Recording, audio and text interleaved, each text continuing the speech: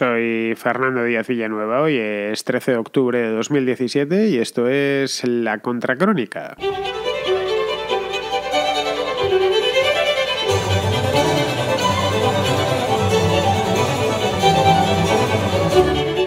Han pasado ya 15 meses desde aquel 23 de junio de 2016 que paralizó a Europa entera. Os acordaréis porque es hace bien poquito. Hubo Contracrónica, por cierto. Es decir, es de hace tan poco tiempo que hasta hice programa aquella noche porque acababa de empezar en aquel entonces la Contracrónica.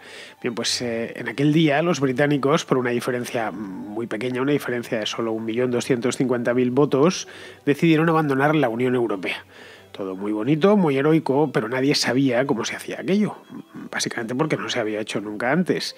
No había una hoja de ruta clara ni había ejemplos que seguir.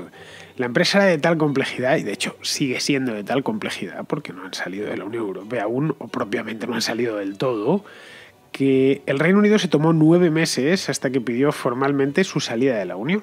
Fue invocando el artículo número 50 del Tratado de la Unión Europea, que lo hizo el pasado mes de marzo. Luego vinieron unas elecciones, las del verano pasado, en las que, pues Theresa May salió baldada y posteriormente llegó el vacío, que es más o menos donde nos encontramos ahora. El Brexit no avanza, esa es la realidad. Si leéis la prensa o la sección de internacional, a menudo veréis que todas las noticias que llegan son malas para ambos lados, porque la cosa no va ni hacia adelante, ni hacia atrás, ni hacia los lados. Londres y Bruselas parece ser que hablan dos idiomas diferentes y han sido, al menos hasta la fecha, incapaces de llegar a un solo acuerdo práctico que se pueda ver.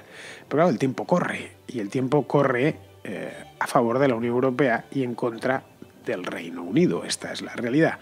Que en año y medio, les guste o no, tendrán que salir con o sin acuerdo.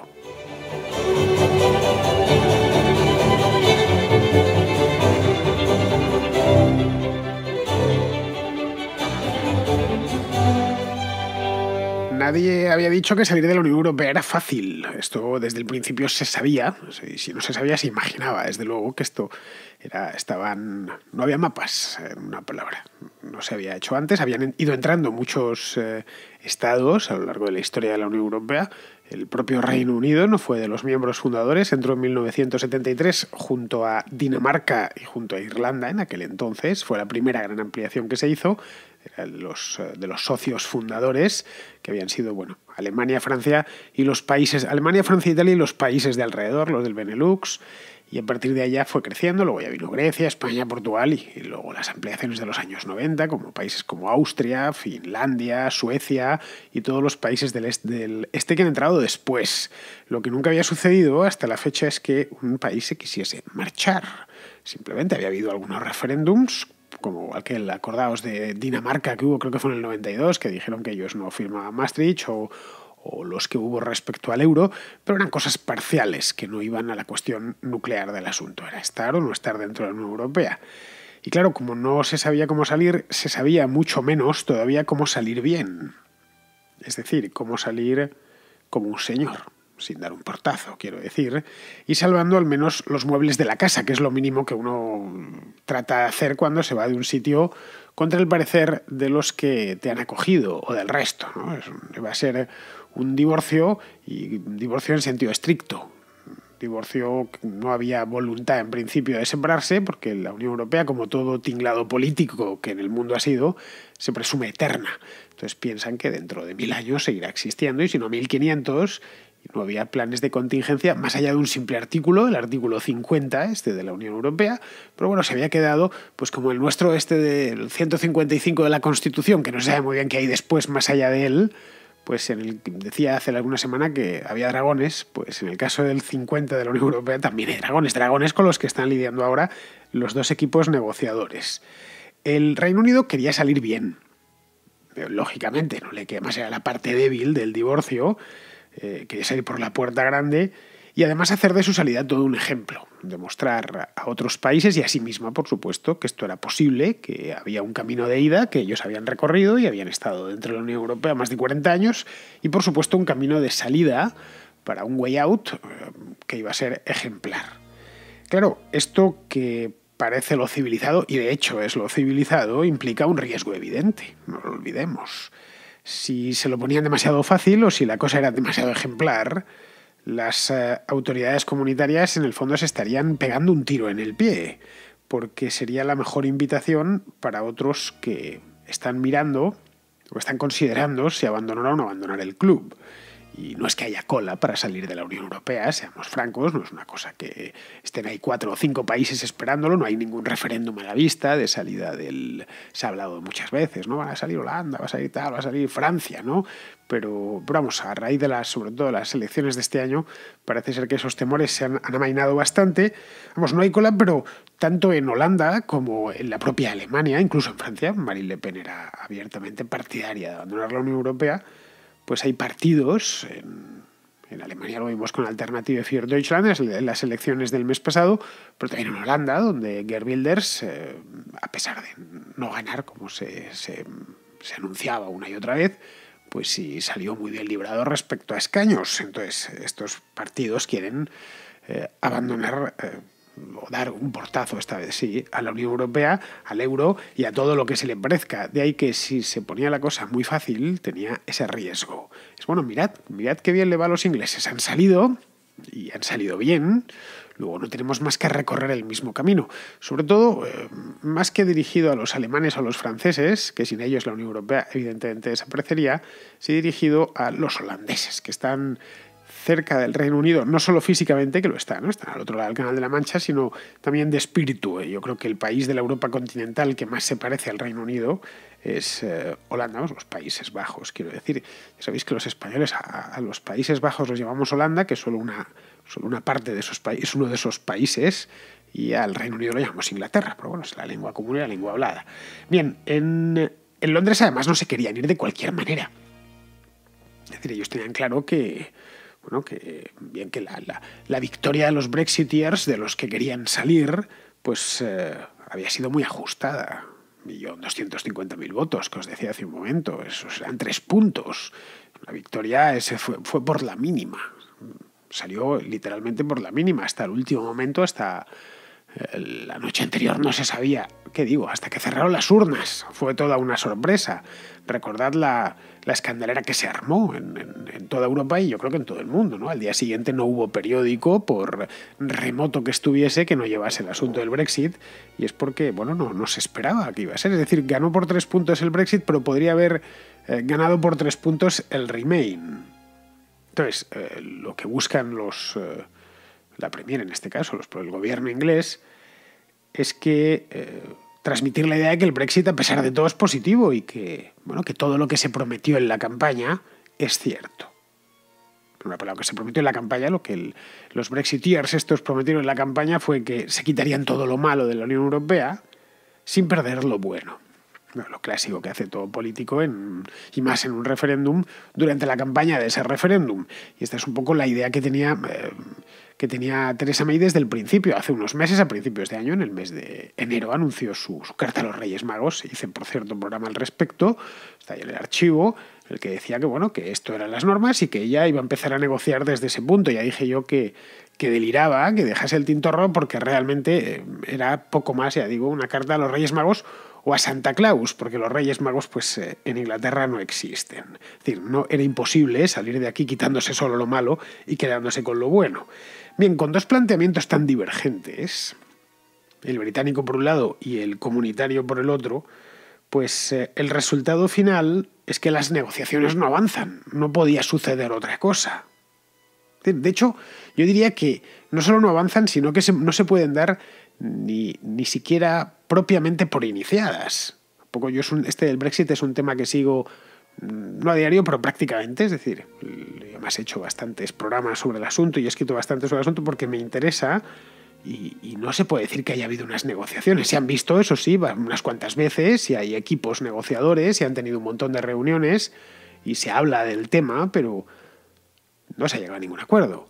De hecho, no se sabe ni en qué dirección van. No, están discutiendo sobre este tema, ya lo dejaron resuelto y se han puesto con este otro. No, en absoluto. Porque claro, los problemas de origen, estos 2 puntos de partida tan alejados que tenían Londres y Bruselas, pues hay que sumarles algunos más que no estaban previstos desde el principio. Algunos como la debilidad de la primera ministra, la debilidad política, quiero decir, de puertas adentro, la presión de la City, la presión de los negocios, de la economía y, bueno, y en general de todas las empresas británicas, no solo de los bancos y de las compañías de seguros, y luego las diferentes tendencias dentro del gobierno británico en el que se han formado baronías con agenda propia. Es decir, hay dos Brexits dentro del mismo gobierno. Tenemos el de Philip Hammond, que es el canciller del Exchequer, el ministro, algo así como el ministro de Economía, y luego tenemos por otro Brexit muchísimo más duro, que es el de Boris Johnson, que es bueno, aquí en la prensa española llaman halcón, ¿no? Es un halcón. Simplemente pues es partidario abiertamente un Brexit ultra duro, mientras que el otro no. Claro, nada de esto sucede al otro lado, nada de esto sucede en Bruselas. En Bruselas nombraron un negociador que se llama Michel Barnier, es un francés, un tipo ya de cierta edad y con fama de duro, y además está demostrando que hace honor a su fama, que es algo así como un ministro plenipotenciario, de esos que nombraban los imperios antiguos para negociar los tratados de paz, al que tanto la Comisión como el Consejo de Ministros pues le dicen amén, o le han dicho hasta ahora amén a todo. Esto ya, solo de la autoridad de la que está revestido Barnier, rompió por el espinazo, por la mitad del espinazo, la estrategia británica desde el principio, que era la de dividir a los 27. Bueno, si yo voy dividiéndolos, más de uno a uno, y les ofrezco cosas, porque claro, los intereses de Portugal no son los mismos que los de Eslovenia, y los de España no son los mismos que los de Polonia. Entonces, vamos a ver si, aprovechándome de que ellos son muchos y nosotros somos uno, pues conseguimos salirnos con la nuestra, es decir, quedarnos con lo bueno sin perder lo malo. Pues bien, no ha sucedido eso. De hecho, hasta la fecha, hasta el momento presente, solo hay dos cosas claras, o por lo menos de las que yo he podido sacar en claro. Ya digo, leyendo de manera regular la información y siguiéndolo todo lo cerca que se puede esta historia, y solo he visto dos cosas claras. La primera es que Londres va de cabeza hacia un hard Brexit, un Brexit duro, que es espoleado básicamente por su propio ministro de Exteriores, que es el que ya os decía, es Boris Johnson, que es un tipo con mucha influencia y que además no se puede ver con la primera ministra a título personal. Esa sería la primera. Y la segunda, que tienen las cosas tan poco claras que han pedido ya una prórroga. Han dicho que van a negociar hasta el año 2021, es decir, hasta dentro de 4 años.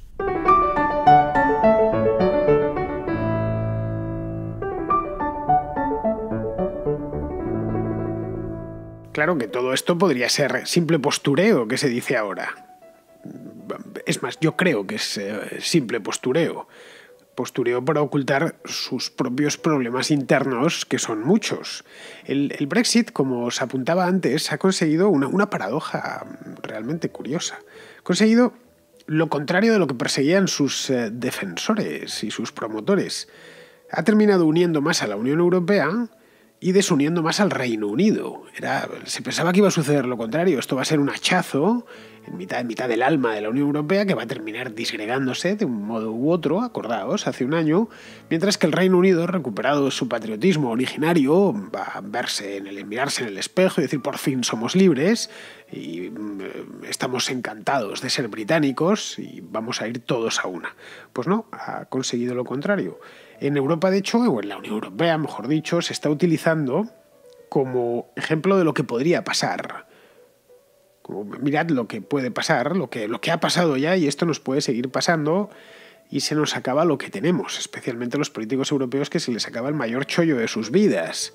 Claro, no hay que ver esto a la vista está porque sale por televisión, es decir, más que ver lo bien avenidos que andan pues Macron, Merkel, Gentiloni y Rajoy cada vez que se reúnen, cosa que han hecho a lo largo del año.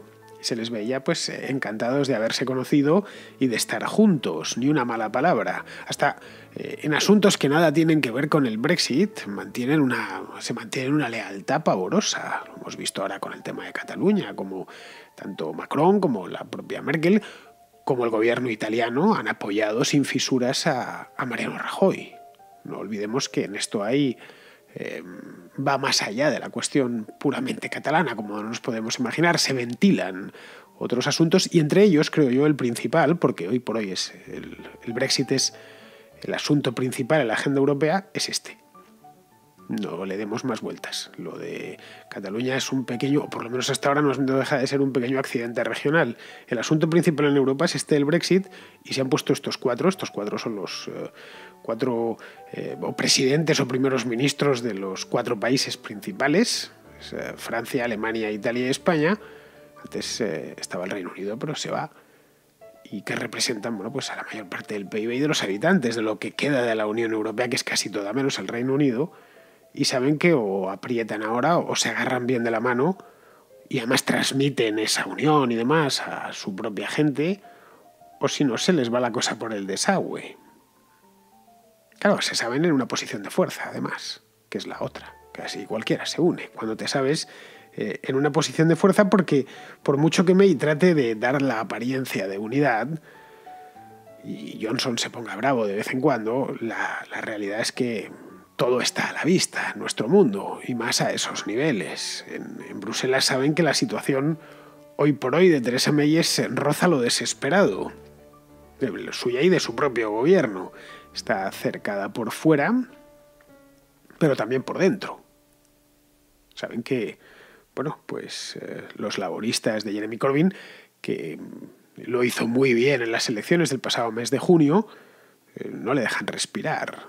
Se habla incluso, aunque estos no son más que rumores, que los negociadores de la Unión Europea ya se han puesto en contacto de manera no oficiosa con Jeremy Corbyn por lo que pueda pasar. Y pueden pasar muchas cosas de aquí al mes de diciembre o de aquí al año que viene, ¿no? El negociador británico se llama, es decir, el Michel Barnier británico se llama David Davis.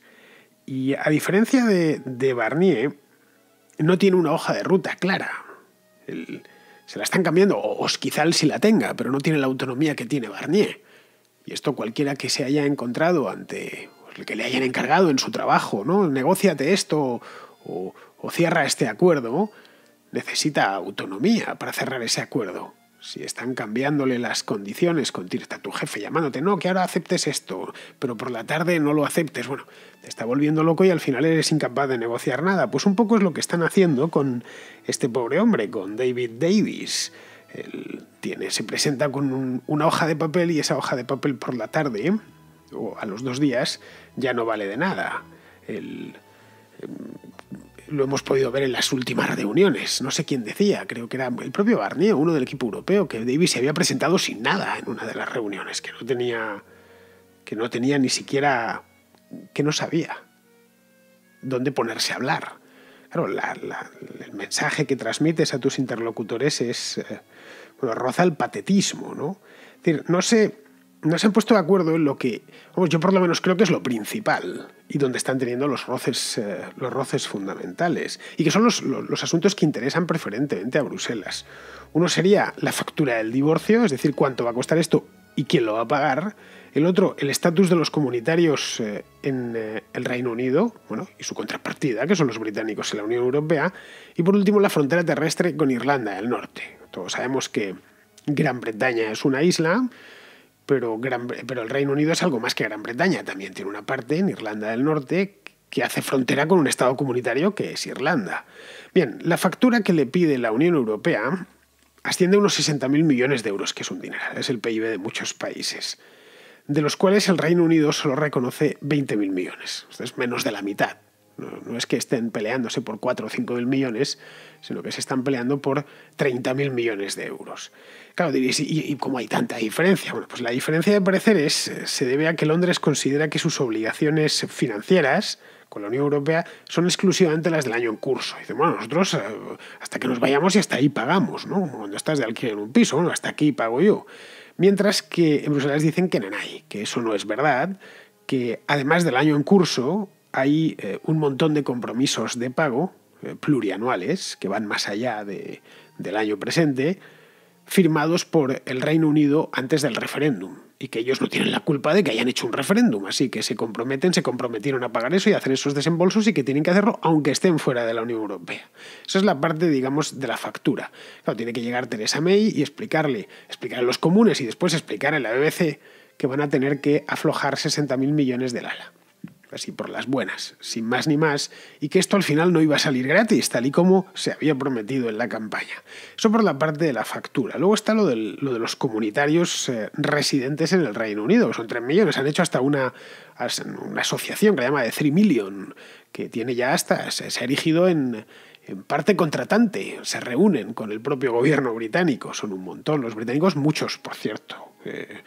Escuchan la Contracrónica, me consta, porque llamáis y dejáis mensajes y recomendáis libros y películas, así que esto va por vosotros, formáis parte de esos 3 millones y de esta historia pues estaréis leyendo continuamente. Pues también hay diferencia de pareceres, pero ya no dentro de Londres y Bruselas, que por supuesto, sino dentro del mismo gobierno británico.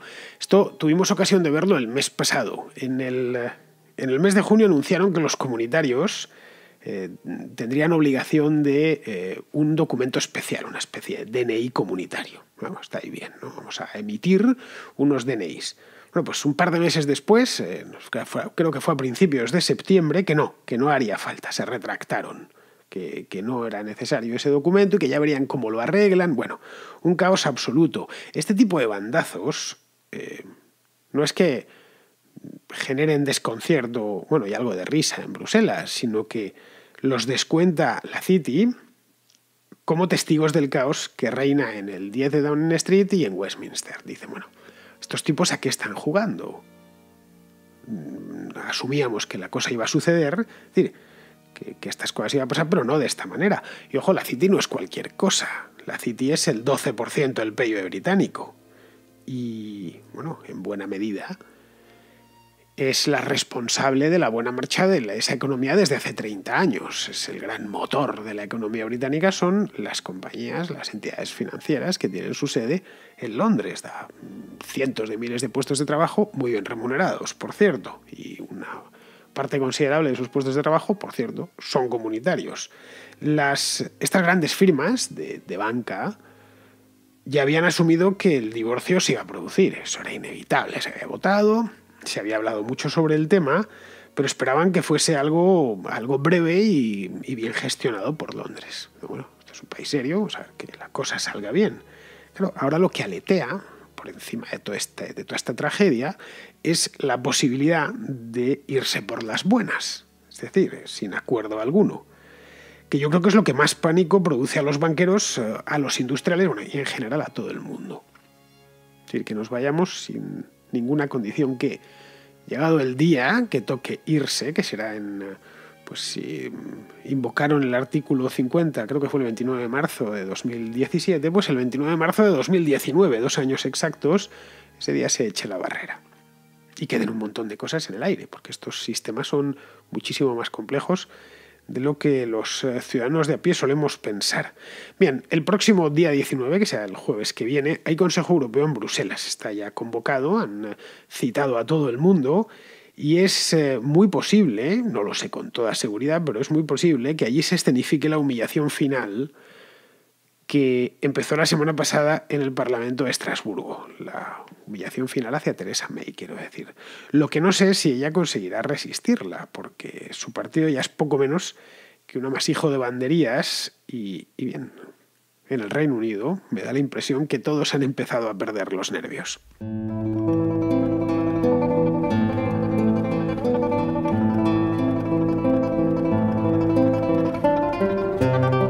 El otro día os hablaba de Quebec, no sé si os acordáis, y hablaba de Quebec no por nada, sino porque hay ciertos paralelos, no he sido el único en sacarlos, obviamente, entre Quebec y Cataluña, en concreto por los referéndums que ha habido en Quebec, referéndums de independencia, 2, uno en el año 1980 y otro en 1995, y hacía pues así un repaso general, tampoco me detuve demasiado.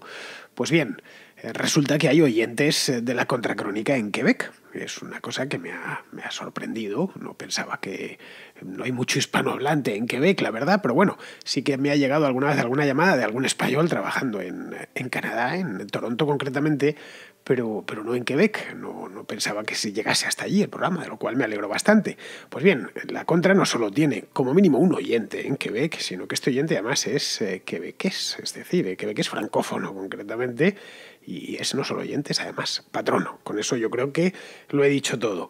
Este oyente se llama Maxime y nos quiere contar unas cuantas cosas sobre aquella región canadiense que me parecen, de verdad os lo digo, sinceramente, muy interesantes. Hola Fernando, quería comentar, sobre contestar sobre el comentario que hiciste sobre mi provincia de Quebec. Habrás escuchado mi acento francés, ¿no? Y desde luego quería decir que, bueno, la situación en Quebec entre los anglófonos y francófonos no es tan bien. Bueno, lo que quiero decir es que nosotros también tenemos nuestras leyes que son bastante estrictas sobre el hecho que, bueno, por ejemplo, no puedes enviar a tus hijos a estudiar en inglés si tú, pues como padre o como madre, no has estudiado en una institución de habla inglesa en Quebec. Entonces, los jugadores de hockey, ¿no? De nuestra ciudad de los canadienses de Montreal no pueden enviar a sus hijos a estudiar en inglés. Los inmigrantes, mis padres, que no recuerdo por qué, pero querían enviarme a estudiar en inglés, no pusieron porque es ilegal. Y entonces todos los inmigrantes estudian en francés y son en francés son muy pocos los que pueden estudiar en inglés. Desde luego, la situación de los alófonos es bastante rara porque, bueno, pienso que son más gente como yo que hablan ambos en casa y en la universidad y todo, porque seguro que no son los inmigrantes porque eligen uno de los dos.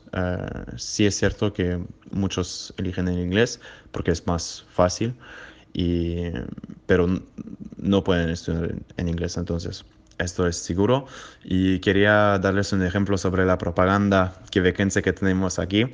Es un ejemplo que nunca podré olvidar porque es tan tonto como es, bueno, teníamos este gobernador general que se llamaba Lord Durham, un inglés, pues que era el gobernador general de las colonias de América del Norte. Y él decía que teníamos los francófonos que asimilarnos a los ingleses, que no teníamos historia, literatura, bla, bla, bla.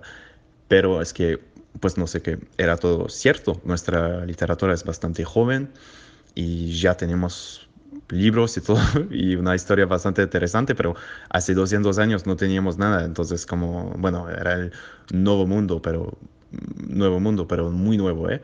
Y la gente era como campesinos y no sé, como no veo como esto, era todo cierto lo que dijo este hombre, entonces no sé, pero es un ejemplo de cómo tratan de hacernos odiar a los ingleses, todas estas cosas que son bastante. Pues Maxim, ¿qué quieres que te diga? Me parece tremendamente interesante lo que nos cuentas. Este tipo de detalles son muy ilustrativos y la verdad es que o te los cuenta alguien del lugar o es muy difícil que se sepan, ¿no? A no ser que lo puedes ver personalmente tú también allí si estás, pues yo no estoy en Quebec, y son muy ilustrativas sobre el estado de cualquier cosa. Siempre he dicho que los detalles suele residir siempre la esencia de las cosas. Conocer los detalles de la vida de una persona, por ejemplo, te ayudan a dibujarla muy bien, ¿no? Pequeños detalles que aparentemente no tienen importancia. Eso mismo se puede hacer sobre las personas, con los países, con los periodos históricos. A mí me encantan, soy un auténtico obseso de los detalles. Me encanta enterarme de los detalles más insignificantes y muchas veces, de hecho, los voy buscando para trazar un retrato completo de alguien o de algo. Yo la verdad es que nunca he estado en Quebec, así que no solo es que me fíe de Maxime, que por supuesto, y de la manera en que nos lo cuenta, y él es de allí, más francoparlante, pues parece ser que no es tan que no es tan brillante como nos imaginábamos desde fuera. Resulta que el nacionalismo quebequés, muy lejos de estar derrotado o de haber desaparecido, sigue existiendo, aunque no está, y en eso creo que Maxime estarás de acuerdo conmigo, tan combativo como lo estaba hace 20 años. Yo recuerdo los años 90 que salían con relativa frecuencia aquí en España artículos en la prensa y reportajes en la prensa sobre bueno, pues las andanzas del partido quebequés, que estaba en aquel entonces, a mediados de los 90, con su segundo referéndum. Por lo demás, sí, de Quebec he leído algo y conozco algo. Nueva Francia en general, que es su origen, y en sí la odisea de los franceses en Norteamérica, que es muy sabrosa de leer y de contar. A ver si algún día hago una contrahistoria sobre este tema. De hecho, los franceses llegaron antes que los ingleses a América. El fundador de Nueva Francia, que fue Jacques Cartier, exploró el río San Lorenzo tan pronto como en 1530. Pensad que la primera colonia inglesa de Norteamérica es la de Virginia y no aparece hasta el año, creo que es 1609, es decir, un siglo más tarde. Pero bueno, vamos terminando ya la contracrónica. Muchas gracias, Maximi. Espero que me mandes más mensajes porque hablas un español fabuloso. Vamos, me conformaría con hablar yo francés una cuarta parte, vamos, un 10% como hablas tú el español. Muy bien, pues vamos a terminar y terminamos como siempre con Pizarro, que nos quiere hacer su comentario a modo de recapitulación sobre lo que comentaba yo ayer, o recapitulación parcial, porque esto no ha terminado, del procés catalán. Los secesionistas no tienen razón, ni armas, ni son abrumadora mayoría, por lo que no se pueden imponer. El procés ha sido inventarse razones, perder la legalidad, asustar gente y empresas, hartar a los indiferentes e incitar al poder establecido. Un órdago sin cartas y sin ser la mano. Dejan su frente quebrado, una sociedad enfrentada y un barrizal político en donde chapotearán los partidos. Los sediciosos han conseguido algo inimaginable. Han lavado la bandera española de toda mácula franquista y la han dejado bordada de ley, democracia y orden. Pasmoso. Un cordial saludo de Pizarro. Pues amigos, si no lo sabéis, os lo digo yo, estamos a viernes y 13, por cierto.